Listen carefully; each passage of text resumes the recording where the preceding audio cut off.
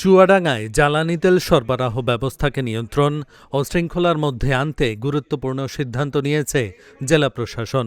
Feeling স্টেশনে তেল কিনতে জেলা প্রশাসন থেকে ক্রেতাদের দেয়া হবে ফুয়েল কার্ড। এই কার্ড তেল কিনতে বাধ্যতামূলক করা হয়েছে। রবিবার সকাল 11টায় জেলা প্রশাসকের সম্মেলন কক্ষে অনুষ্ঠিত এক সভায় এ সিদ্ধান্ত জানানো হয়। ফুয়েল কার্ড আগামী 30 ও 31 তারিখ জেলা প্রশাসকের কার্যালয় থেকে প্রদান করা হবে।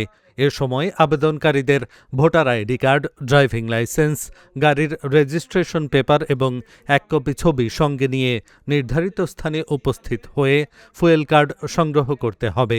সভায় প্রশাসনিক কর্মকর্তা কর্মচারী, পাম্প মালিক সমিতির নেতৃবৃন্দ এবং গণমাধ্যম কর্মীরা উপস্থিত ছিলেন। এ সময় চুয়াডাঙ্গার জেলা প্রশাসক মোহাম্মদ কামাল হোসেন, পুলিশ সুপার মোহাম্মদ রুহুল কবির খান ও বিজিবি চুয়াডাঙ্গা ৬ ব্যাটালিয়নের অধিনায়ক লেফটেন্যান্ট কর্নেল নাজমুল হাসান উপস্থিত থেকে দিক নির্দেশনা প্রদান করেন। এ সময় আগামী 1 এপ্রিল থেকে জ্বালানি তেল ক্রয়ের ক্ষেত্রে সরকার নির্ধারিত ফুয়েল কার্ড বাধ্যতামূলক করেছে। ফলে নির্ধারিত কার্ড ছাড়া তেল ক্রয় করা যাবে না।